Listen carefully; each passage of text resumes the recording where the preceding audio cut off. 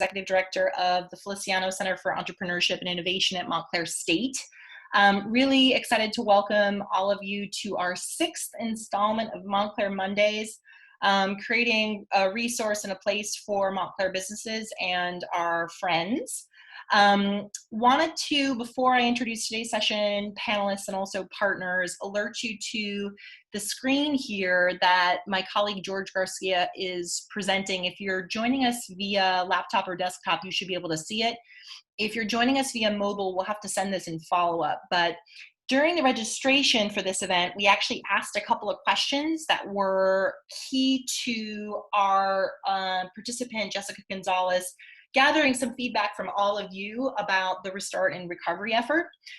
Those were not required questions intentionally, but we would love to gather your feedback during this conversation, at the end of it, through this bit.ly form. So I'm gonna push it out again throughout the chat so folks see it, but your feedback is really critical to this, especially as we move forward with the restart and recovery effort. So quickly, before I begin introducing everyone, I want to orient those of you who may not have used Zoom, although by 6 or 8 weeks into this, I think we're all getting very familiar with some of these tools. We are going to utilize the chat feature, which if you bring your cursor down to the bottom of the screen is right in the middle of it. Click chat and you'll see our dialogue with each other. You'll have the ability to send a note just to me, just to one of our panelists if you'd like. We'd also really like for you to send direct questions through this feature. I will be surfacing those questions. George will be continuing to let folks in as they join us. George, I think we have a few more folks in the waiting room. Thank you, Holly. And then as they join, we would just ask you to mute and also stop your videos so that the speakers will be prominent on the screen. So without further ado, I wanted to just quickly thank my partners in Montclair Mondays, Jason Gleason from the Montclair Center BID and Petya Morozov from DesignShed, which is the parent company to Montclair Design Week. The three of us and our extensive teams, we don't have big teams, but we have great teams. Anne-Marie, George, Liz, and others have been sort of furiously going through your feedback to make sure that we bring relevant content to this community that can be really actionable. And I'm most excited about the conversation we're having today because we are welcoming Jessica Gonzalez, who is also a founder and chief executive of a company that she began called InCharged, which we're going to hear a little bit more about. She's also running several new businesses that she's pivoted and built in this moment, in this COVID-19 moment that she's going to talk a little bit about. But Jessica recently has been named to Governor Murphy's Restart and Recovery Commission. And part of her job in that commission is actually talking with business owners like yourselves to be able to give government feedback about what can be done to help businesses recover in this moment and beyond. And so we're going to facilitate this conversation hearing from a couple of business owners, but would like for you to also surface your own questions and feedback during those conversations. So Jessica in particular, she's talking with a lot of different businesses and business verticals and types of industries. But today we're going to be talking with restaurant owner Risa from Vanillamore here in Montclair. So during sort of the restaurant dialogue, any other restaurant owners on the call, we'd welcome your feedback through the chat and also questions. Jessica's also interested in a bit of a retail perspective, and so we are pleased to be joined by Wendy Lacey, who's the founder and executive director of Cornerstone in Montclair. And Cornerstone, as those of you know, it's in Upper Montclair, also houses businesses like the General Store and the Ninja Warrior, where my kids have been to birthday parties. So she's going to talk a little bit more about some of her feedback from that perspective. And then last but not least, for this particular session, Jessica was interested in service-based businesses, specifically salons. And so we're going to be hearing from January Levy, owner of January's Barber Shop, towards the tail end. So we're excited to have everybody. Without further ado, I want to talk a little bit with Jessica. So if others would make sure to mute and also dim your video, we'll be able to see Jessica on the screen. So Jessica, you and I had the pleasure of meeting about a year ago at the Propelify Innovation Festival. We were on stage on a very rainy day together. It feels like it's raining again. And a lot has happened since we met. Just tell us, if you would, a bit about InCharged, and then also the businesses that you're now running in addition to InCharged. Well, first off, thank you for inviting me to join the Zoom call today. So yes, I was the founder and owner of InCharged. We assembled, built, and designed brandable cell phone charging kiosk and other event technologies, experiential vending machines, photo booths. We've been in business for about 9 years. And about, it's all a blur now, but about like 2.5 months ago, when everything started to dwindle down, started to happen, and events started canceling on us, I was watching my business slowly die. It's hard to be a small business in general, but let alone having people hit us up and say, our event's canceled, give us our money back. And we didn't have any, we already spent the money, we didn't have anything to give them. So at that point, we pivoted really quickly in trying to figure out what the need was for our current client base, which at that point was the events world. And we created a locker with UVC charging technology. We got that into production. And then the more and more we realized that events weren't coming back, or at least coming back anytime soon, we decided to pivot into using UVC technology in the opportunity to be able to help small businesses or other businesses open up. The last 9 to 10 weeks, I've been in my basement building UVC-like kiosk and learning everything there is to know about this technology that was used prior in hospital and surgical settings. And we're trying to change that and make it accessible and affordable to large businesses, small businesses, and whatnot. So we've developed these kiosks in different sizes that we're now doing pre-orders for, along with other sanitation things like electrostatic spraying and solutions, again, to make it affordable for small businesses to be able to open back up. The goal of the pivot was when we started getting quotes for sanitizing a space, they were charging anywhere from 50 cents to $2.50 per square foot. And that there's no way that a small business can pay that every day in order to keep their attendees or their workers safe. So we have focused on solutions that they can buy, and we'll train them how to sanitize the space as often as they need, daily, whatever that might be.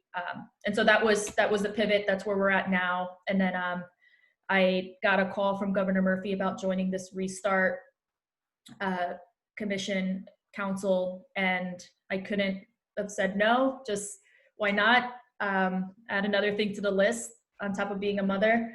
And I joined. I believe I am the only small business on that committee.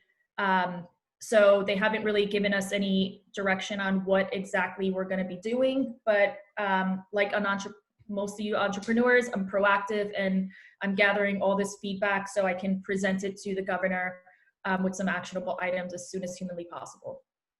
Great, thank you. And I neglected to mention that Jessica's business InCharged was backed by Newark Venture Partners, which has obviously been on the governor's radar and the radar of others. So that's tremendous. So we have a couple of sort of questions that we've, put in our event description that will help shape the conversation. But recognizing that there could be other things that are discussed here, other things that come up that are going to be part of your takeaway for the governor and for the commission. So thank you for that. So moving right along so that you can begin your listening session, I wanted to ask Risa Boyer from Vanillamore to come off mute and on to video. And just wanted to quickly introduce Risa. She's a chef. She is a restaurant owner. She's an incredible human being. Risa has joined us on stage at the university for our food entrepreneurship series. And Jessica even revealed to me that she's actually been to Vanillamore as a guest. So without further ado, I will let Jessica facilitate a couple of questions to Risa directly. Thanks. So I think the most important question is, one, how are you doing right now? Because I think we don't ask that enough. So I'd like to know how you're doing first and foremost, and how you're making out in all of this, and then how your business is doing secondly. Yeah, I mean, obviously a loaded question given the circumstances. But we, right when this all started happening, we obviously saw a pretty tremendous downturn our last weekend open, just in terms of foot traffic. So we kind of shut for a couple of days right after that. And I think the Thursday of that first real week of everything being closed to dine-in restaurants, we attempted to do some takeout for about a week. Our food, as you know, as a customer, is really meant to be experienced in our space. So we struggled from a business perspective, but I also personally struggled with shifting to a takeout model and recreating our food and limiting the menu to something that worked for that. So we decided that, we decided basically not to do it anymore. It didn't make sense financially either. We were barely breaking even. It's obviously a completely different, financial model. We also let go 90% of our staff that first week. We kept a couple of them on to help us with the takeout. We still have our managers on payroll, partially to help us with the e-commerce that we're doing now. Also, obviously, to show of good faith that they've been such an integral part of our business for the last 2.5 years, that when we do figure out how to reopen and rebrand and shift, so that they're still a part of that team. So that was really important to us from the get-go. Obviously, it's financially not easy to do that, but with some of the e-commerce, and we just did a special for Mother's Day where we did a more perishable item for pickup, we're able to cover some of those costs. But as you said, you're spending the money that from bills 30 days ago that you made this weekend. It makes it challenging to balance that.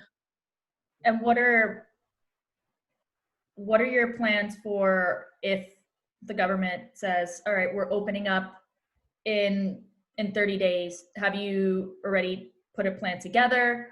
All right, do you have any struggles with how are you going to get your staff back, things like that? Yeah, I think there's several layers of difficulty in that. One, knowing how much staff we would need.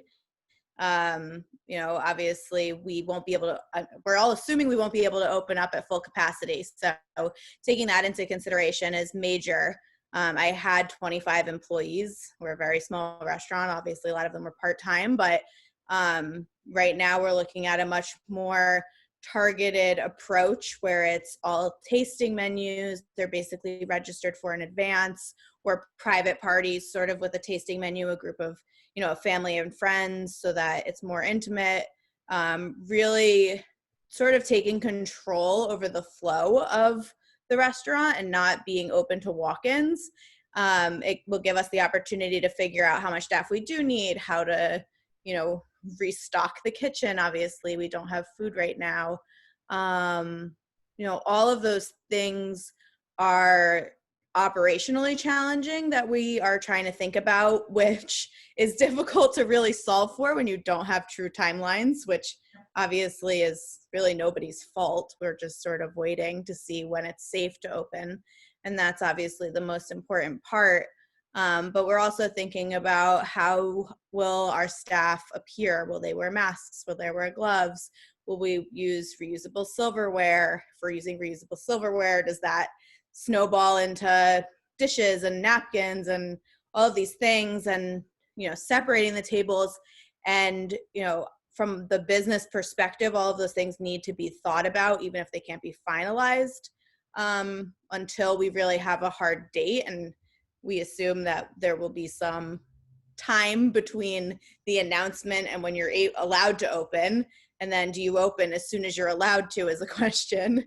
But I think the biggest personal challenge in all of that is really it goes against everything that our brand and our restaurant stands for, which is, experience, interaction, beautiful plates, paper, cloth napkins, even though we're semi-casual, nice dishware, all of those things that become everything that we're all trying to stay away from right now. And I know most restaurants will probably continue to do takeout even when they are allowed to reopen their dining rooms, but it's not the revenue stream that we want to do. We might have to do it, but it all presents a challenge of what's the right thing to do. How do you control it at the beginning so that you're extra cautious? People are going to have magnifying glasses on us when we open. As with every business, what are we doing to make sure that everyone's safe? And I think that's one of the things that there isn't a ton of guidance on. That would be nice to have guidance on, just because it's a challenge to know what's right. I read endless articles and listen to other people's stories to try and learn from them, but what is right and what is enough? Yep. And I know you just mentioned guidance on safety. Is there anything else that you'd like the government to essentially provide, or anything that, if you were able to speak to them, that you would ask them for to make reopening and getting back to where you were easier? Yeah, I mean, as a small business owner, making ends meet is always difficult. In the restaurant industry, it's virtually impossible to break even in your first couple of years. That's what we have been trending towards, that increase in business over time.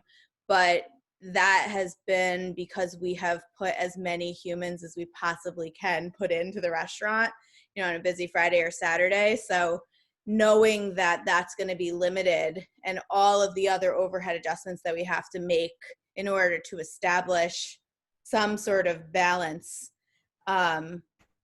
is really just, I think, one of the biggest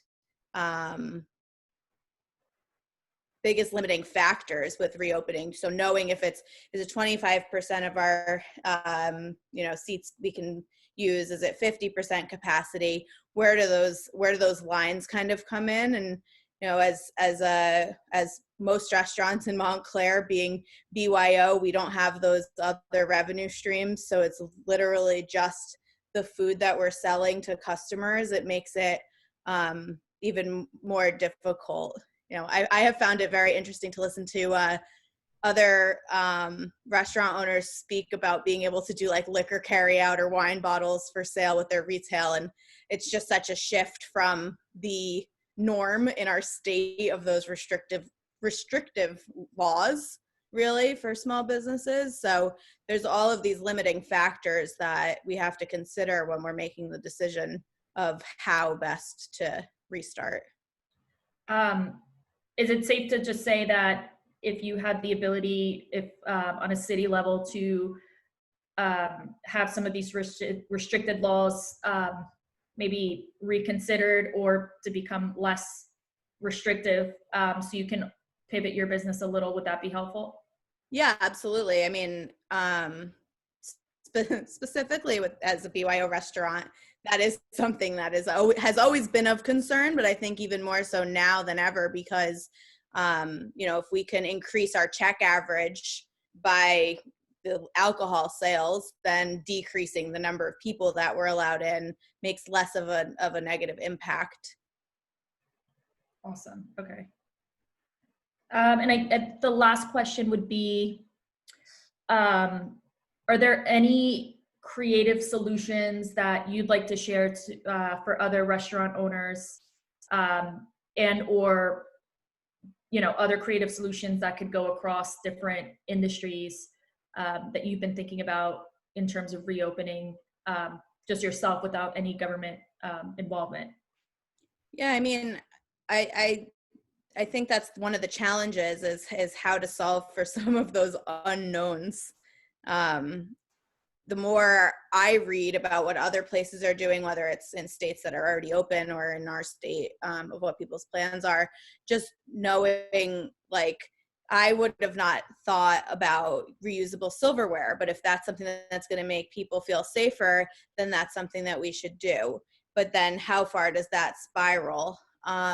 We also physically adjusted our space, or are working to physically adjust our space by pushing bigger tables together, but seating fewer people at them so that people are naturally distanced, so that maybe we don't have to put physical barriers, or at least not large intrusive physical barriers, because with less people in the restaurant, there's less atmosphere. So if we're then secluding them even more, it becomes even more of a challenge to build the ambiance that we've always strived to create. So I think a lot of those physical changes have to be really creative. We also have a big open kitchen, which means that everything that we do in the kitchen will be on display. So we have to be really diligent about how we approach food safety, even more than we've ever approached it before. How do you cook on a line on a Friday or Saturday night with a mask on your face is beyond me, but if we have to do it, then obviously we have to find a safe way of doing that. Yeah. I want to interject. Jessica mentioned that was her last question. I want to make sure folks are putting their questions or feedback specifically around restaurants in the chat. I also wanted to just plug one more time the form, so that if you're not comfortable in this moment to give feedback, that you would in the form. The technical issue we have has been resolved. But I had one last question for Risa before we shift over to Wendy. One was around sort of what you just said, running your restaurant at a more limited capacity. And a restaurant owner, to me, said recently, somebody that sort of mandates that doesn't understand restaurant economics, right? How long in your mind could you continue to sort of operate? Let's say the mandate is 50% occupancy. How long can that go on for you reasonably, where it actually makes financial sense? Yeah, I mean, I think we are prepared to operate at some limited capacity, knowing that it will take even more family effort than it already does to sort of fill in those gaps through the end of the year. Our goal is really to be able to see it through that long, give it a chance, and then reevaluate then. I think that we've always looked out into the long-term future of every decision that we've made around the business. But I don't think you can think much longer than that with these restrictions. It becomes a little bit too much of a challenge. Yeah. Okay. Helpful. Risa, thanks so much for sharing your thoughts and feedback with us.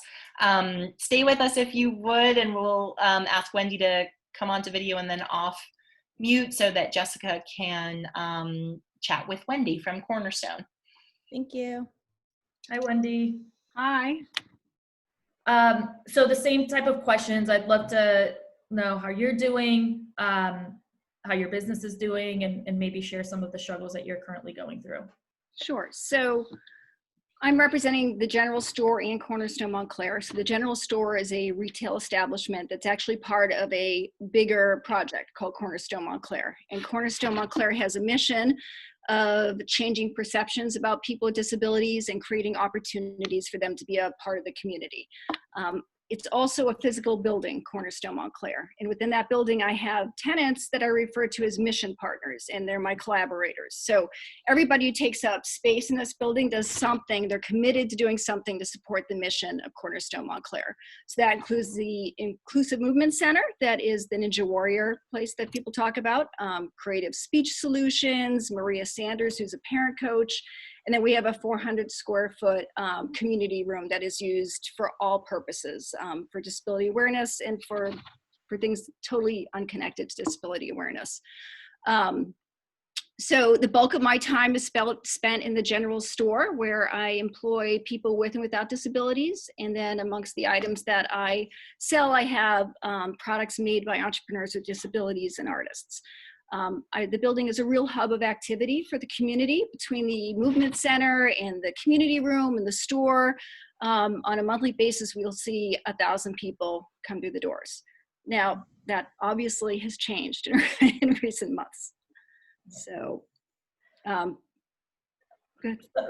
So have you thought about, when you open up, what are your plans to keep the employees and any of the people that come into the store safe? for the Yeah, building? yes, I think for all of us, safety is the number one issue, right? And, you know, just going back to what Risa said, it's a little hard to have started your business with a certain mission or passion behind it, and then think about how this is going to change that and how you deliver it. And, you know, safety is number one. I mean, just thinking of a retail store, and I think I speak for a lot of retailers. I mean, it's one thing to say, okay, it's okay to open, but how do you get people to come? Where do you find the confidence to have people come back in the door to feel safe? You know, safety is definitely number one. But even before that, I mean, before we even talk about reopening, I think we have to talk about relief. I mean, in order to get to the point of reopening and long-term recovery, you know, businesses still need immediate relief to keep the lights on and get over this hump here. And, you know, for those businesses fortunate to have gotten the PPP money, there's still a lot of uncertainty and confusion. I mean, how can we, there's a parameter where you have to spend the money that you get within 8 weeks, but if we're not open, how do you do that? How do you even think about bringing your employees back if you're not open? So those are really restrictions that have to go away in order for us to feel that relief. And if you don't mind sharing, did you guys get the opportunity to apply for PP and Yeah. receive it? Mm-hmm. Okay. Is there, other than PP, is there any other forms of relief that you would like the state or local government to provide? Financially, I think the state has to think, in the local government has to think about creative ways to make this work. I mean, maybe it comes in the form of property tax, lowering the property tax for landlords, so that trickles down to the tenants. Maybe it is, once people reopening, lowering or suspending sales tax. I think there's lots of ways that they can think about doing it. Sorry, I'm taking notes. And I know you mentioned creative ways that the government can help. Are there any other creative ways that you can share with other retailers of ideas that you've thought about in order to keep the people that are coming to your space safe? Anything that you can share with them? So, I mean, first of all, let me back up a little bit and say that I think that the state should let small businesses open before the malls. I think that that would send a strong, even if it's a week or two, I think that would send a really strong message that small businesses are the fabric of our communities. So I would like to suggest that. When it, I mean, I was going back to safety. I mean, what I would like to see is, I think the governor's daily communication briefings have been great. I think that we need to continue a communication and have really very clear standard guidelines for everybody on what is safe. So we can maybe put a poster in the window that says, this is what the state has said that is safe. These are the guidelines that this business is following to make our customers and our employees feel safe. And I think it has to be standard. And the example I'll use is think about face masks. How many different face masks do you see walking around the street, right? Maybe we should have the official face mask of the jurors, right? Something that unifies everybody, that's standard, but that signifies that people are taking safety precautions at the same level in order to open up. Absolutely. But I also worry about how to make our employees feel safe, right? I mean, how do we train them? What kind of guidelines can we have for training them, for PPP equipment for them?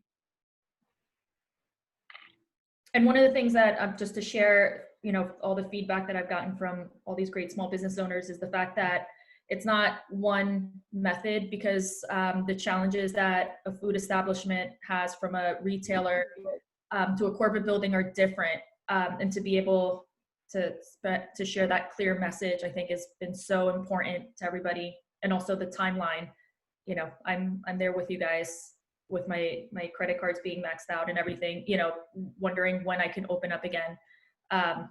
So I share the sentiment with everybody about timeline, and just not knowing is probably harder than anything else, because you can't plan for the unknown. Is there anything else that you'd like to share with me or any of the other small businesses? Yeah, listen, I think I speak for a lot of us when I say how important local government is, right? So this has all been complicated because we're in the middle of a local election. But listen, that's over this week, and we need our local government to step up and be behind us. We need a concerted, constant effort by our local leaders to support us, to talk about how important small business is to this community, to be innovative. We need that leadership ASAP. That has been missing. And I think, again, there's a lot of complications. We're living in weird times that everyone is adjusting to, but that has got to happen for people. And I also think that the committee you're on is wonderful at the state level, but we need that in Montclair too, right? We need our own relief, recovery, reopening committee. And I also think that, first of all, Montclair, we all know Montclair is very open-minded, creative community, like that we have resources right here to tap. Not to mention there's like thousands of college students here not doing a lot right now, right? And I'm not saying the time is right now to do that, but when we reopen, I think there's a lot of ways. There's a whole generation of people that shouldn't sit on the sidelines that can be a part of these committees, these think tanks locally to help get things going where they should be. All great ideas. And I know government in general tends to be slow to things. And I think that with such a rich community of entrepreneurs, small business owners, I'm hoping to figure out a way where we could all kind of help each other, moving this along and be able to rebuild and repair. So all this feedback is really great and helpful. I mean, and think about the PPP, right? That 8-week parameter. I mean, this could be such a good, it's just that parameter keeps it from being the positive impact that it could be. I mean, what if they change that to be the deadline being 90 days after reopening? That would help everybody. I mean, it's clear you reopen in some capacity, you're going to start hiring people back if you reopen, hopefully, right? Yep. So that would be, we would feel the positive impact if we had a change like that. Or also knowing the clear guidelines of how to get that forgiven and whatnot. Mm-hmm. Awesome. Yeah, and just the word collaboration just reminds me. I mean, these calls are wonderful. And on the for UMBA, the Upper Montclair Business Association, we're a smaller group, but we've been having weekly calls. And I'm finding that there's so much confusing information in the media and from even our leaders, because everybody's kind of living into this, that a lot of the very valuable information and support I've gotten have been through these calls or through my UMBA calls or amongst each other. And I think about how things work at Cornerstone Montclair. I mean, we have events together, we support each other, we give each other clients when appropriate. I mean, I think that level of collaboration among small businesses has to just continue. I think we're our own best friends here. I agree. I'm with you. Carley, do you have any other questions to add to that? Yes, the floodgates have opened here on the chat. Wendy, you've inspired a lot of similar comments. I just want to make sure we go to it so people are heard. So a lot of chatter around the PPP parameters. I think the feedback there, Jessica, is figuring out how to push back to extend the 8 weeks. I think Wendy's idea about 90 days post was a really good one. Jennifer Bobel mentions commercial rent relief. I think that's been batted around. I'm not sure where that's at yet. Obviously, we have a model in some of the residential rent relief packages. I thought lowering or suspending the sales tax, Holly mentions this as well. This is a really interesting one that a few of you have said, and I think it's worth, at the state level, it's at least, potentially actionable, right? To take that piece of feedback back to the commission around sales tax. I think there's a lot of agreement around small businesses before malls. That's a really interesting suggestion, Wendy, and other folks here are echoing that. A couple of things about sort of protocol and safety. So Jarmila mentions, how are clothing retailers going to safely sell clothing? No try-ons. Is there a way to sterilize, right? So some parameters from government around kind of a best practice. Of course, no one knows yet, but maybe people would be willing to share what they're doing in other countries that we could potentially model. Somebody also mentions about steam cleaning, which I think is interesting. Rachel talks about garments needing to be steamed with high heat, industrial steamers. So maybe there's something there that we can provide some of our retailers with. Going down the list, hang on. Okay, so this is back to restaurants from Phil. Local government has to make outdoor dining and outdoor retailing more hospitable. They have to step forward to loosen restrictions and fast track approvals. One of the discussions that our team, Montclair Center Bid, and also DesignShed had talked about was this sort of notion of walkable streets, kind of like what they're doing in the city, right? To create that distance by closing streets and making more shopping districts. That could be good for both restaurants and also retailers. Let me just see if there's anything more. Talking about PPE and making sure that folks have standard equipment at fair prices, not having certain, price gouging. I really like Wendy's suggestion of having a Jersey Strong mask. I think that's a great idea. Built by New Jerseyans. I love that. And then Mike Aker, last one here on the thread. What about the ability to utilize some PPP loan money for technology updates, like online ordering through a new website? So different use for that PPP money. So keep it coming, but I think that's some of the top line feedback. Okay, one more from Holly. How the state of New Jersey work with insurance companies to change the business interruption? Which I think is sort of an interesting angle here too. And one thing I wanted to mention was I do want to go back to them with solutions. Like everything you just mentioned is amazing, because I can say this is something that you can do an action on that can help small businesses now. So all this feedback is amazing. And just keep it coming. This is great. Okay, great. One last thing just for state and local government was around parking fines, which I actually think that's really interesting. Just as a personal note, I haven't been paying for parking anywhere in town. I figure they're busy with other stuff right now. Maybe I've just outed myself.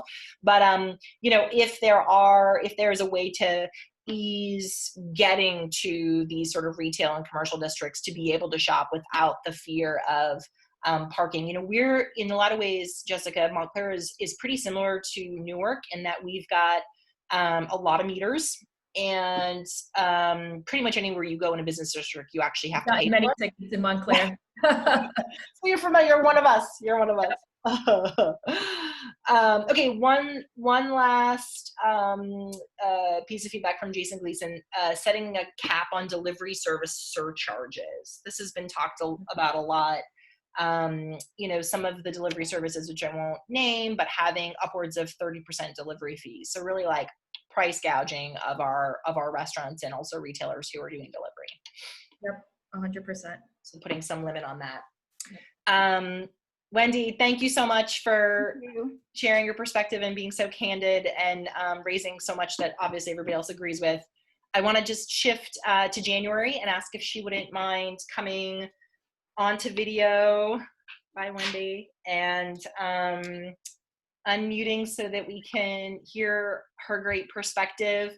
So January Levy celebrated Barber in Montclair for many, many years, also well known across the state. She's, from what I read, competed and won in many a competition, has her own storefront now and barbershop in one of our major shopping districts. So wanted to give January the floor with Jessica. Hi everybody. I'm really happy to be here. I'm glad that you guys, that I was invited on here. I just want to say that, I have had experience. I've been employed at a few barbershops in town, many of which, I'm still on good terms with them. But also I am a barber in town, and thank you. I'm a barber in town, and I'm not speaking for the barbers. I think I'm just here just representing them, because I think it's important. It's a service that is very important to a lot of guys, even women. I have women that come in the shop and get their trims and stuff. So I'm not I don't know everything. I just it's just my experience in the couple years that I've been a business owner. So I just want to put that out there.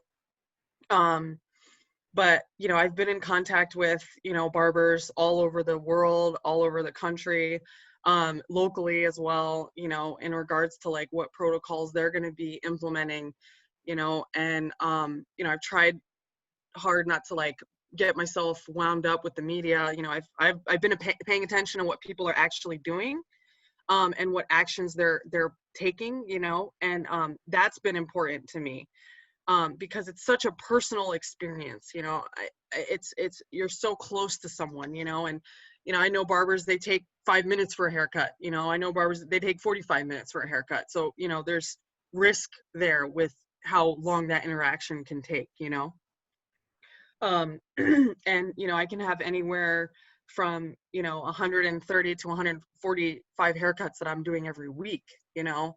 And that's going to also greatly decrease, you know, because I'm not going to be able to have that quick turnover. I'm going to have time in between clients to sanitize, sterilize, you know, even probably change my clothes, you know. So that's been, you know, something that I've been like paying attention to in regards to the guidelines. And you know, Georgia's opening up. They have some, you know, restrictions and safety protocols, you know, for, you know, their employees and for clients. You know, I have a friend who owns a barbershop in Summit, or not Summit. It's Stag House in Glen Rock, and you know, she's starting to you know, we're starting to communicate about things we're going to be doing. And like, I'm trying to get together barbers and salon owners locally, you know, to think of things we can do and collaborate on that. But, you know, it is also, I want to say it's also like this whole thing is going to disrupt like what the experience of going to a barbershop or salon has been for us all, you know, going forward. I have people that, you know, that have opened, that they're telling their clients to wait in the car until their turn, you know, until it's their turn, you know, then they can come in.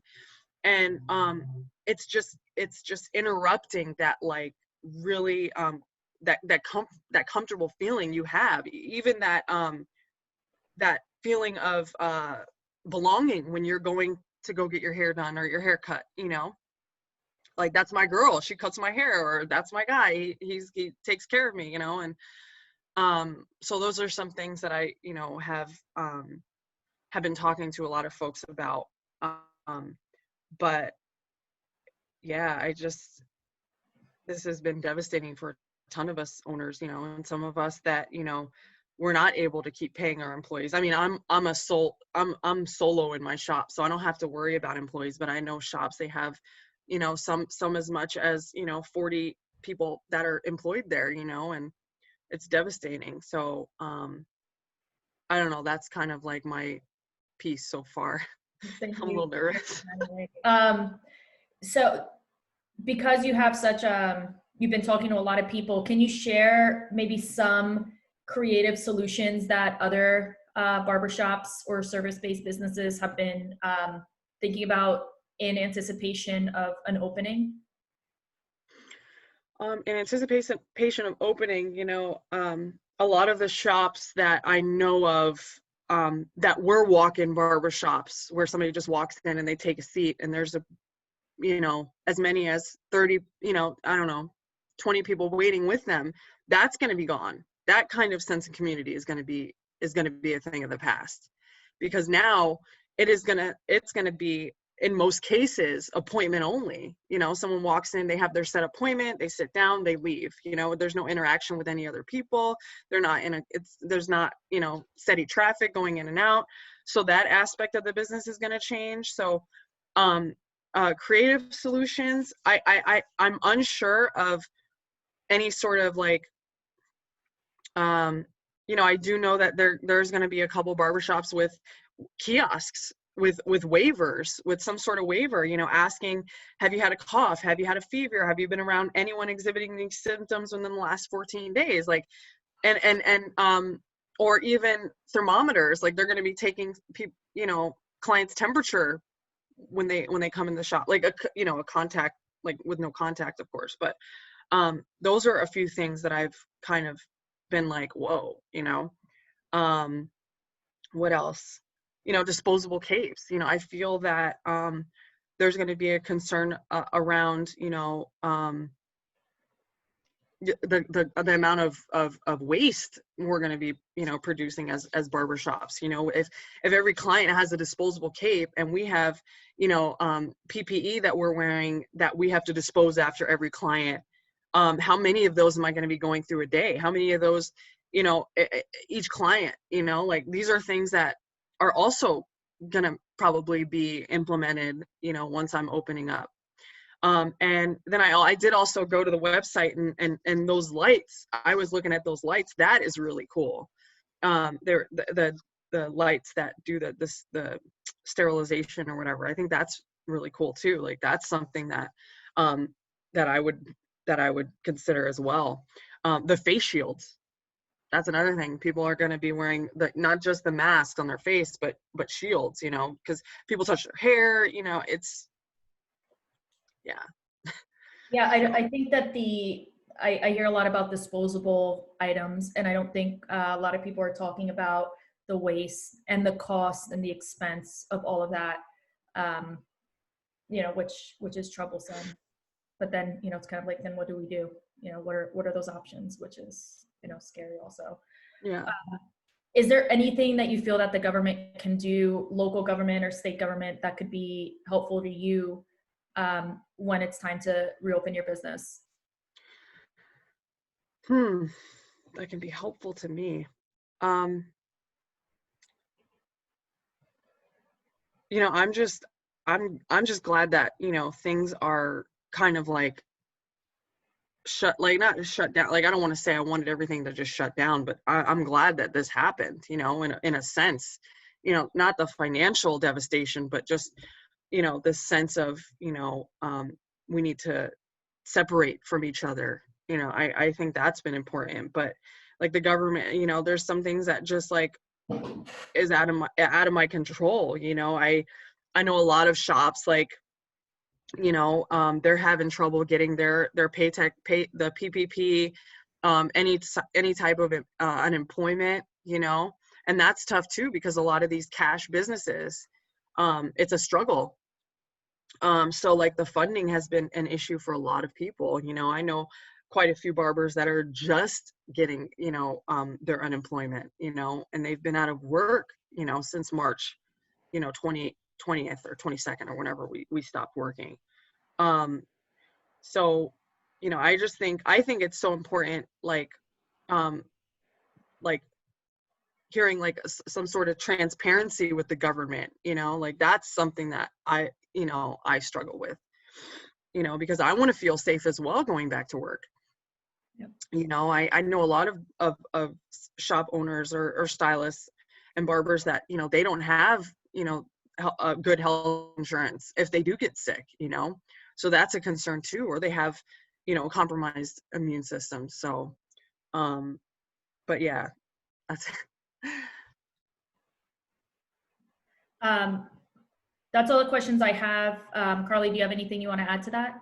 I do. Thank Thank you. you, January, for sharing. Thank you, January, so much. There are a lot of good things that have just been raised on the chat from what you'd mentioned. A lot of applicability also from massage therapists agreeing with January's commentary here. A few notes on disposable gowns. So if government, I mean, back to sort of the PPP or PPE issue, you know, what does that type of protective wear look like, and can it be disposable, and can it be provided? Rachel somebody added on the chat a minute ago about actually government providing like like wipes, which I thought was pretty interesting. Concise information on what cleaning practices are best. Oh, here we go. So Joseph had mentioned if the government would help us to get disinfectant wipes, it would be appreciated. We need a lot in the shop and you can't find them. And I think people are really feeling this across the board. And that also kind of begs another question too. You know, a lot of these spaces have public restrooms, right, for your clientele. So sort of how does it work when you have a space that's inherently public, right? And also I had one question too that's come up a little bit about, and no one's mentioned it yet, cashless versus credit card. A lot of the businesses that are still doing takeaway are not taking cash, at least the ones that I've been going to. And so what does that look like, right? I mean, that's been sort of an ongoing equity issue that I think needs to be discussed. Like, are we not going to accept cash from people anymore? Because that's a real pivot. So maybe something to take away.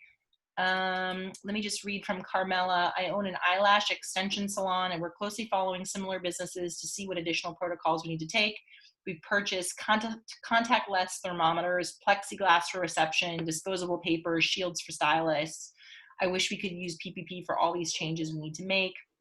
Even look towards HEPA filtration. This actually came up at another conversation we had to see about whether or not there could be the costs of some of those additional pieces of equipment that could be either, you know, deducted or reimbursed by government. Yep. Yeah.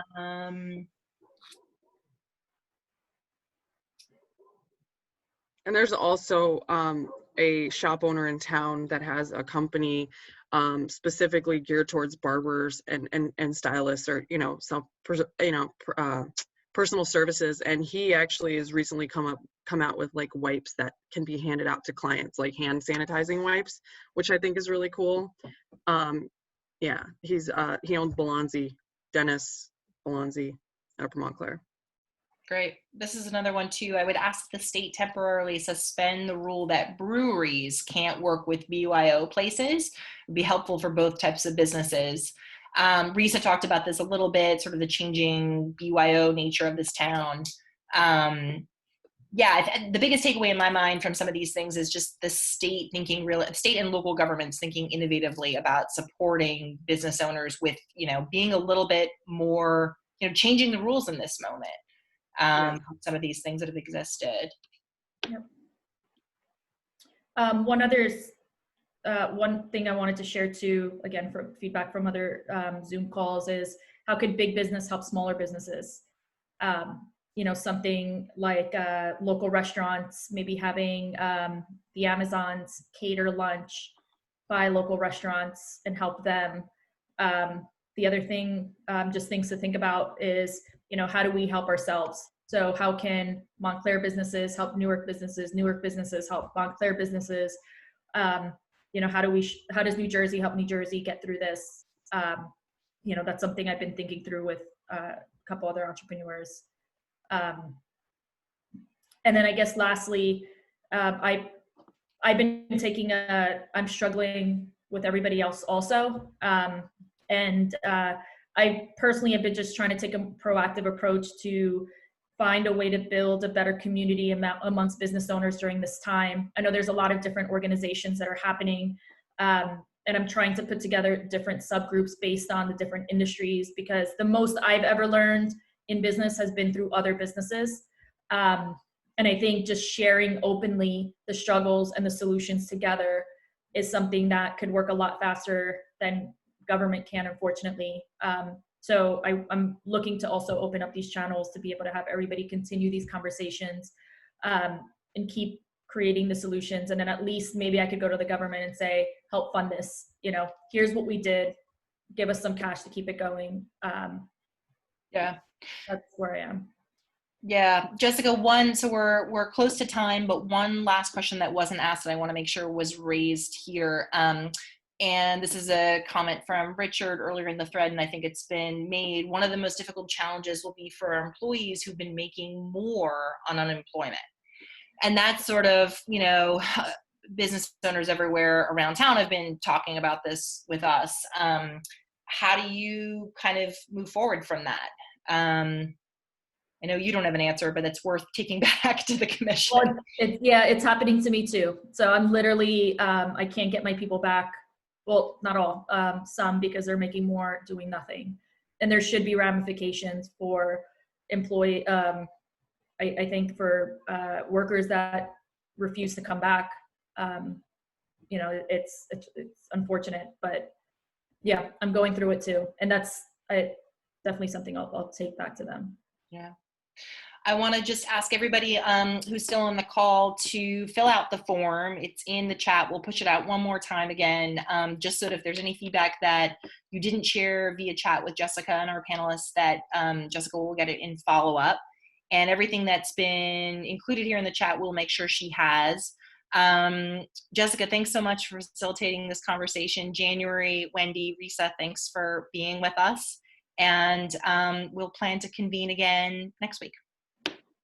Thank you guys so much for all the feedback. Stay safe. Take care. Thank you. Thank you.